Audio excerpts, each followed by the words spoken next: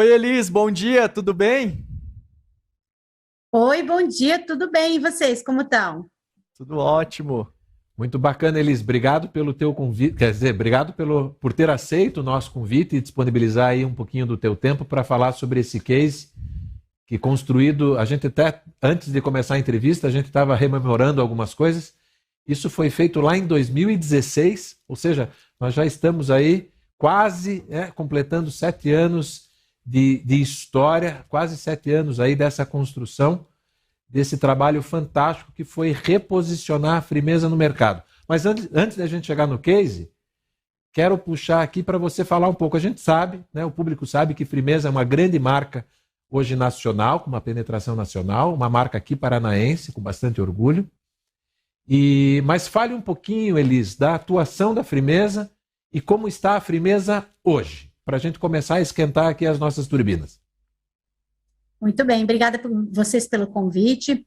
Zé, a Frimeza é uma indústria de alimentos, ela atua em dois mercados, mercado de carne suína e mercado de lácteos. Hoje nós aí temos um portfólio de em torno de 500 produtos, e o nosso principal canal de venda é no varejo alimentar, né? Então, a gente tem um desafio aí que a gente concorre com grandes players, no autosserviço, onde o cliente pega o produto, ele escolhe a marca. Então, a gente tem aí que está bem posicionado, né? Chamar atenção, ser uma marca de qualidade, ser uma marca que conquiste sempre a preferência aí do consumidor na hora de ele colocar o produto no carrinho, né? O ano passado, a gente faturou 5 bilhões, esse ano aí a gente tem uma meta de 6 bi, né?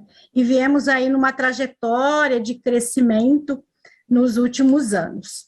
E aí, com essa trajetória de crescimento, existe a trajetória da comunicação e do marketing para que a marca, né, esteja alinhado com tudo que a empresa está buscando. Eu me lembro que, eu me lembro que lá atrás, quando a gente começou a falar sobre, nas primeiras reuniões que nós começamos a falar sobre marca e posicionamento, a Frimeza vinha se batendo um pouco na questão de acertar bem o tom da comunicação, o tom da linguagem. Nas pesquisas que foram feitas à época, a imagem da Frimeza estava muito vinculada a interior, a uma marca mais velha, a uma marca masculina. O que o projeto de branding trouxe, Elis, para que houvesse essa reviravolta na comunicação da Frimeza? É isso mesmo, a gente tinha informações ainda de pesquisa do nosso próprio público-alvo, que ele apontava que a gente estava tendo uma necessidade de modernização, porque aquilo que a gente está buscando transmitir, no outro lado, não estava sendo dessa forma que o consumidor estava entendendo. E precisávamos alinhar o posicionamento, porque a gente já tinha aí o produto, o reconhecimento da qualidade, mas a linguagem, tanto visual, verbal, ela precisava transmitir esse mesmo conceito. Então, a gente teve um trabalho aí de uniformizar a comunicação, trazer essa modernidade, né, deixar a marca mais leve, mais feminina, né, porque ela é uma marca, né, feminina. A gente tem aí como principal público as mulheres, né, ainda a cada 4 que vão no supermercado, 3 são mulheres. Então, esse direcionamento aí do foco da marca na comunicação para a mulher. E a gente fez um trabalho aí primeiro, de estudar, né, se posicionar, alinhar o que a gente gostaria de transmitir, e que elementos e o que a gente gostaria de trazer para a marca, que benefícios a gente gostaria de transmitir, que diferenciais a gente tinha, para a gente poder fazer esse alinhamento aí na comunicação. E aí veio o trabalho que a gente fez com vocês aí. E me diga uma coisa, Elis, qual que era a tua expectativa quando a gente falava sobre branding? Qual que era a tua expectativa no início do projeto? E durante o projeto, essa sua visão sobre o posicionamento da marca, ela foi atendida? Alcançou os objetivos? Alcançou. Hoje eu posso dizer que a gente tem uma uniformidade, não na comunicação, mas não é só isso. A gente é elogiado, as nossas propagandas, os nossos produtos, as nossas embalagens, né? O nosso trabalho de posicionamento, além da gente definir o que a gente ia buscar, a gente redefiniu e redesenhou toda a comunicação da Frimeza, né? Tanto os materiais de comunicação, né? Tanto online, offline, tudo que iria transmitir, que a marca iria transmitir, como também a gente teve um trabalho de redesign das embalagens, né? E para uniformizar tudo que o consumidor visse de Frimeza, ele entenderia que são produtos de qualidade, que é uma marca moderna e que ela vai, né, atender todas as expectativas que ele tem. E aí outra coisa que achei muito interessante, que foi importante para nós, é a criação do guia da marca, né? Então, a gente tem muitas vezes agência, tem uma equipe interna, não temos pessoas que estão desenvolvendo o material, e a gente alinhou toda essa equipe dentro do nosso propósito que a gente buscava. E a expectativa foi muito, muito boa e foi atendida, né? Tanto que a gente cresceu muito aí, nós estamos com 5 bi, com expectativa de 6 bi. Então, a gente cresceu muito aí nos últimos anos, além, inclusive, do crescimento projetado para a empresa. Mas, acima de tudo, a gente fez isso para preparar a Frimeza para um salto ainda maior, tá? Que é o que nós vamos fazer esse ano, que é inaugurar uma planta nova, um frigorífico. Isso vai permitir que a empresa tenha 3 vezes mais produto para colocar no mercado. Nós vamos inaugurar e vamos entregar para os nossos produtores, porque a Frimeza também é uma cooperativa, nós vamos entregar o maior frigorífico da América Latina com capacidade aí de abater 15 mil. Então, a marca tem muitos desafios para avançar no mercado. E a gente fez esse tempo um preparo, porque a Frimeza é uma marca conhecida no Paraná. Até essa época, ela era uma marca conhecida muito no Paraná, com força aqui no mercado local. E a gente teve um trabalho de avançar em outros mercados, principalmente crescer no interior de São Paulo, ter mais expressão ainda em outros estados do Sul, e continuamos com esse desafio aí de crescer em lugares onde a gente tem o maior índice de população, né? E a marca, ela ainda não tem esse conhecimento do público. Então, o posicionamento, a imagem que a marca está passando vai ser expandido para todos esses locais. Perfeito. E me diga uma coisa, Elis, voltando lá no projeto, quando você iniciou o projeto, a Frimeza é uma empresa, é uma grande cooperativa, né? E uma empresa muito tradicional, com uma mentalidade muito tradicional, né? Por um lado, a gente sabe, toda essa tradição, tudo que envolve este segmento. Você tinha um medo de que a cultura da empresa não assimilasse um projeto de branding? Como que foi esse envolvimento da alta diretoria, da cúpula e também dos cooperados? Fale um pouquinho disso para a gente. Com certeza, a gente tinha medo e justamente, você falou no começo, a marca transmitia a visão do consumidor, era uma marca que era um senhor, uma pessoa mais séria. Então, acho que a gente estava muito atrelado a nossa diretoria, esse perfil interno, a gente estava transmitindo isso para a nossa marca, a gente não estava nem percebendo. E como que a gente vai quebrar isso, né? Então, a gente teve que, primeiro de tudo, fazer o estudo da mudança da própria marca, né? E aí a gente contou com o trabalho de vocês, que foi muito interessante, a gente fez vários caminhos, mas a gente definiu para alterar a marca numa mudança, trazer a modernidade para ela, mas numa mudança mais sutil. Isso foi muito bacana, porque foi bem aceito internamente. A gente não teve essa questão dessa rejeição interna, foi muito pelo contrário, né? Eles perceberam que existia essa necessidade e que essa mudança proposta estava de acordo com o que, né, eles tinham de expectativa. Sempre foi uma preocupação muito grande, né? Eu me lembro nas primeiras reuniões, a alta cúpula falava assim: mexam em qualquer coisa, mas não mexam na marca. Mexam na marca, verdade. Um apego muito grande, né? Existe um medo também, porque a Frimeza, como uma marca grande, já estava na casa de milhões de pessoas. Então, imagine a preocupação de mudar uma marca radicalmente tão tradicional e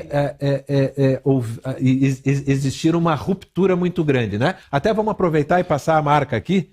Até porque eu me lembro, né, Zé, Elisa, a gente na reunião e aquela tensão, eu fui apresentar, né, essa mudança da marca e justamente com esse briefing, né, com essa tensão de estar apresentando para a diretoria, para a alta cúpula da empresa, uma proposta de evolução. E ficou muito claro dentro do nosso discurso, desde o início, acho que isso pode ser visto aqui nessa imagem, as questões que a gente trouxe com relação a essa modernidade, a trazer uma marca que é um pouco mais feminina, mas principalmente atendendo os objetivos de fazer com que a gente tivesse uma unidade no ponto de venda e melhorasse a visão da marca. Então, o argumento que a gente utilizou para vender a marca para a diretoria não foi estético apenas, né? Que é uma das coisas que a gente defende muito, né, Zé? Quando a gente está falando dos nossos projetos de marca e branding, a gente defende a estratégia. Então a gente mostrou, se vocês observarem nessa imagem que tem na tela, nós temos exatamente a mesma altura das duas marcas e veja como a gente consegue nitidamente perceber que a atualização da marca deixou ela com muito mais presença. Além, é claro, de trazer esses traços mais femininos, algumas curvas, a gente ajeitou né, o nosso sorriso ali embaixo para que ficasse mais proporcional e tivesse uma leitura melhor da marca. Então, enfim, acho que isso ajuda a complementar também para quem está aí em casa assistindo, entender um pouco de qual foi essa dinâmica também da transformação da marca Frimeza para o consumidor, né? E foi muito Verdade, importante. Ludir, e eu achei... Vamos só fazer uma lembrança da reunião, já que você fez um comentário, que o nosso diretor falou assim, ele suspirou, né? Ele falou, eu achei que vocês iam trazer uma mudança muito grande, eu não estava preparado para isso. Mas foi, como eu falei, foi bem inteligente, porque a gente mudou, trouxe os aspectos que eram necessários, que era essa modernizar, sem fazer essa mudança radical. E aí os outros materiais, eles sim vieram trazer uma mudança e uma modernidade maior. Então, quando a gente traz tudo isso junto, nessa unidade, traz tudo, aí acontece o que a gente estava buscando, entendeu? Então, apesar da marca não ter mudado muito, nós tivemos outras, né, como embalagem, a gente mudou, os materiais de comunicação, a gente mudou. Então, quando a gente fez a junção dessa mudança da marca, mais essas outras, toda essa linguagem visual de todos os outros materiais, aí a coisa ficou do jeito que a gente planejou e ficou muito bom. Vamos passar mais algumas imagens aqui. A gente trouxe algumas imagens de identidade, algumas imagens... Aqui foi na comemoração dos 40 anos. Inclusive que era um dos objetivos do projeto, né? Como que a gente faz a modernização dessa empresa sem esquecer dos 40 anos de história, de tradição e de trazer esses objetivos de que é uma cooperativa, né? A gente também tinha sempre essa preocupação de atender todos esses públicos, né, Elis? Verdade, a Frimeza tem um desafio grande, ela concorre com grandes players, marcas grandes consolidadas no mercado, mas para dentro ela é uma cooperativa e ela tem que cumprir, né, tudo aquilo que é o propósito do cooperativismo, tá? Então a gente tem o desafio de fazer essa junção, competir no mercado com grandes marcas e não, né, fora temos isso aí, e aqui dentro nós temos que ser tratados ser tratados como uma cooperativa. Perfeito. O branding ele não pode ser inconsequente, porque o papel aceita tudo. Agora, quando o branding toma as ruas, tem uma grande diferença também, porque a nossa aceitação é o público final. A pessoa que vai pegar o produto, que vai pegar a embalagem, que vai reconhecer aquela marca. E isso é fundamental para que seja execuível. Então, o branding bom é aquele branding que ganha as ruas e ganha vendas, né? E como a própria Elisa acabou de comentar, a gente falava em 1 bilhão de receita, agora a gente já está falando de 6 bilhões de receita. Então, isso em 6 anos. É um crescimento exponencial, é um crescimento muito grande. É um crescimento porque quando a gente organiza a marca, o poder do branding é diminuir o tempo do alcance dos resultados. Isso é muito bacana. Houve um trabalho aqui grande, vamos voltar às imagens, um trabalho grande de conseguir dar bastante presença para as marcas, isso que foi muito interessante. Aqui toda a equipe estratégica do Ludir, que é o nosso diretor de estratégias de embalagem, trouxe essa proeminência, trouxe essa visibilidade. Não adianta esconder a marca. É um trabalho, como eu falo assim, é muito preto no branco, né? É um trabalho que tem que ser bastante forte, bastante impactante, porque em questão de fração de segundo a gente precisa entender que a Frimeza está no ponto de venda, que é a marca da Frimeza em primeiro lugar, falar da categoria do produto e criar um appetite appeal. Então, quando a gente fala em Frimeza, a gente fala numa presença muito forte no ponto de venda, e a presença no ponto de venda também é a embalagem. Então, a grande atração da Frimeza é toda a estratégia de criação, é a estratégia de produto, que isso é muito forte, desde o desenvolvimento até que esse produto chegue no ponto de venda. Marca é associação, né, Zé? Como Marca você mesmo fala. E aí, quando a gente está falando de Frimeza, uma coisa que me chamou sempre muito a atenção, a gente discutiu muito isso, né, Elis, desde o início do projeto de branding até a gente culminar no projeto de redesenho das embalagens, trazer essa estratégia, é justamente a extensão do portfólio da Frimeza. Isso me chama muito a atenção. Não sei, né, talvez não tenho exata essa informação, mas a gente tem um portfólio tão grande que me parece ser a maior marca e extensão de portfólio. Se você parar para pensar que a Frimeza vai de carnes a lácteos, numa extensão gigantesca de portfólio, como que você traz toda essa unidade de marca para diferentes produtos, que é o que a gente está vendo aqui na tela, né? Então, olhando de volta para as embalagens, a gente percebe isso que o Zé falou dessa estratégia, mas principalmente um olhar de trazer o benefício para o consumidor de forma clara com relação ao produto.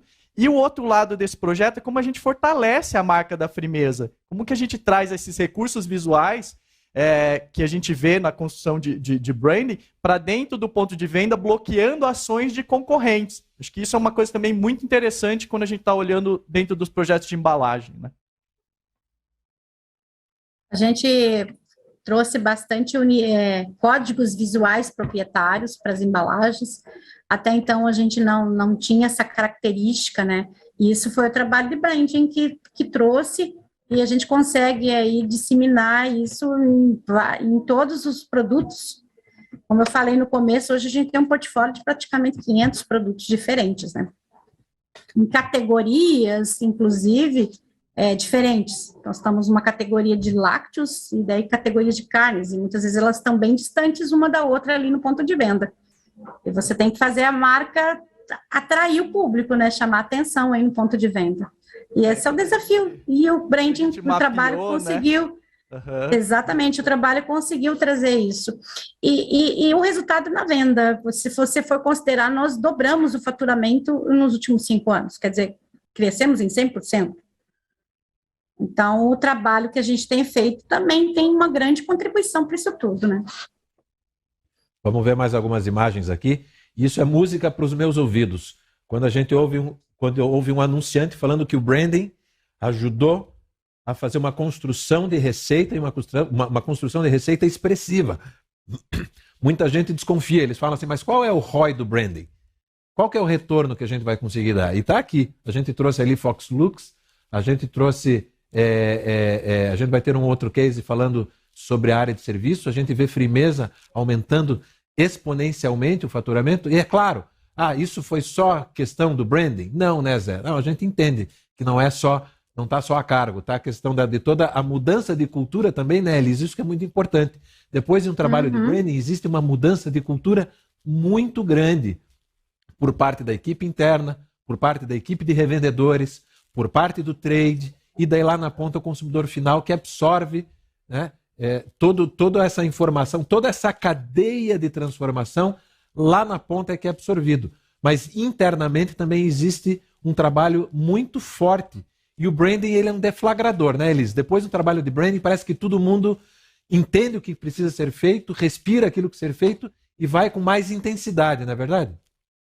Verdade, é isso mesmo. E você falou muito certo, você tem uma equipe muito grande de pessoas que estão lá na ponta vendendo, você tem interno, então você tem que, né, e o brand ajuda a unificar tudo isso, ajuda, né, que todo mundo fica na mesma linha de comunicação. Eu acho que isso é um grande ganho, tá? Nós foi o primeiro trabalho, nós tivemos o primeiro guia da marca desenvolvido nesse trabalho. Até então a gente tinha manual da marca, mas não um guia, né, um guia que realmente de posicionamento, com todas as características, foi o primeiro. e isso profissionaliza bastante esse trabalho que é feito aqui, para todas essas equipes que você citou. Perfeito. Vamos ver mais algumas imagens aqui, para a gente, já estamos chegando na reta final da nossa entrevista. E como a Elis comentou, a gente tem uma extensão muito grande, ou seja, está no ponto de origem, dentro do corredor do supermercado, que é lácteos, por exemplo, que é doce de leite, que está relativamente longe do leite e que está mais longe ainda da parte de carne suína, né? Então e todos esses pontos o consumidor precisa entender, né, Lúdia? Que é a mesma marca que está vendendo um corte de mignon suíno e aquele doce de leite premium.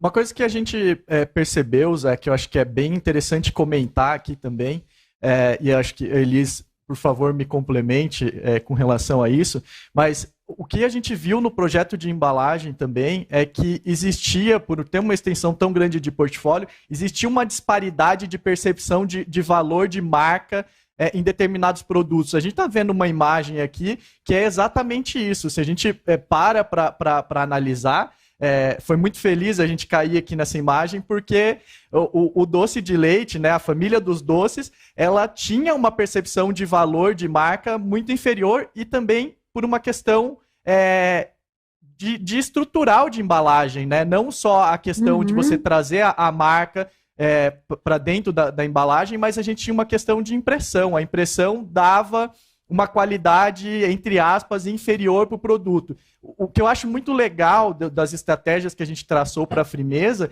é que não só a gente começou ali no branding, mas a gente foi até a ponta, né? Essa é uma característica da Brainbox nos seus projetos. A gente foi analisar o processo produtivo, a impressão daquela embalagem, para que ela estivesse na gôndola realmente vendendo o melhor, entregando a Frimeza com sua melhor qualidade. Eu acho que esse é um ponto também bem interessante do projeto de embalagem, né? Legal, foi isso mesmo, Lud. Vieram várias soluções, né, que contribuíram muito aí para esse desafio de agregar valor, né? Porque o marketing, quando a gente fala de produto, a gente precisa agregar valor, né? E a gente tem um reconhecimento de qualidade, mas a gente precisa trazer outro, não só nos aspectos sensoriais, mas nos aspectos visuais, quando você está disputando ali a atenção do consumidor. Então, a gente teve vários projetos que a gente foi a fundo mesmo. Trazer uma visão uníssona de marca para todos os produtos no ponto de venda. Então, quando a gente traçou, né, iniciou o projeto e traçou aquela visão superior do supermercado e falamos, vamos olhar quais são os pontos de contato, em que momento que a marca Frimeza está. Primeiro que a gente viu que praticamente todos os pontos no supermercado você vai encontrar a marca Frimeza. E o segundo objetivo, que eu acho que foi muito bem alcançado, a gente consegue ver pelos resultados que a gente tem no projeto, e principalmente pelas vendas, né, que não tem resultado melhor que esse, é justamente a questão de trazer uma visão uníssona. A gente vai para qualquer gôndola onde tem Frimeza e você realmente percebe que aquela é a mesma marca. Não tem uma disparidade de percepção de qualidade, de entrega de marca e de produto, né? Isso mesmo. E o trabalho foi bem bacana para trazer isso aí para a gente, esse reconhecimento do público que a gente estava buscando. Que legal. Zé. Vamos ver mais algumas imagens para encerrar. Então, a gente aqui bastante embalagem, que é o nosso core business, produto na gôndola. Friminho também houve um grande redesenho, que é a linha infantil. Aqui é um case à parte. Isso daqui dá para fazer mais uma entrevista, né, Elis, sobre Friminho. Verdade. Sobre o que dá para contar, o que dá para fazer, e também houve resultados expressivos aí, né? E aqui nós tivemos uma mudança bem radical, né? Aqui foi, né? Mas muito boa, aqui foi. Houve apenas um facelift ali, né? A gente ajustou o posicionamento. Friminho a gente fez um 360, a gente deu uma reviravolta no posicionamento para poder trazer mais aderência ao público infantil, mas esse é um case que a gente precisa contar no próximo evento. Vamos passar aqui. Mas também pautado sob o olhar de trazer uma percepção de maior valor para os nossos consumidores aqui, os nossos pequenos consumidores, né? Tudo que a gente fez foi buscando isso, né? Não só fazer propaganda para ampliar o conhecimento, mas, né, quando a gente está falando em conquistar preferência, a gente está falando de agregação de valor, e é isso que a gente buscou nesse trabalho.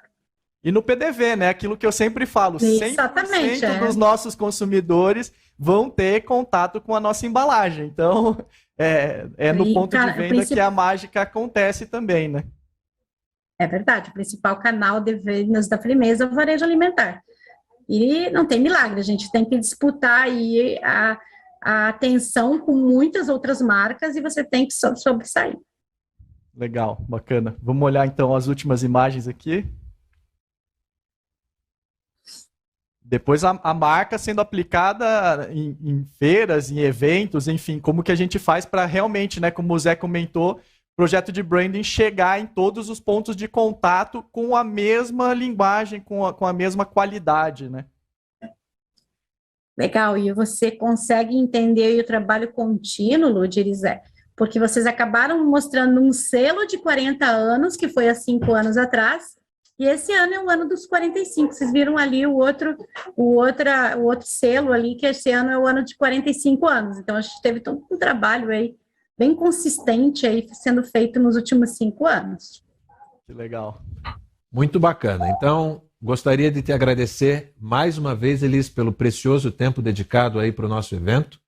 Foi uma entrevista bastante rica. Eu acredito que quem está assistindo conseguiu entender a complexidade, a magnitude de fazer um projeto para uma grande indústria, com um canal bastante amplo, com uma capilaridade muito grande e que se mantém consistente ao longo desses anos, ou seja, a comunicação se mantém de uma maneira bastante coesa, porque é só assim que se constrói marca. Marca se constrói a longo prazo. Não existe construção de marca que muda todo ano. A gente tem que mudar a estratégia de campanhas, as campanhas vão evoluindo, a performance, o digital, isso é bastante rápido hoje em dia, cada vez mais, principalmente nesse canal online, mas a estratégia se mantém, a estratégia de marca, o posicionamento de marca se mantém constante, porque é aí que o consumidor vai conseguir ter bastante compreensão, uma visão bastante holística do que é a marca, e isso demora, não adianta fazer de maneira apressada e inconsequente. Então, Elis,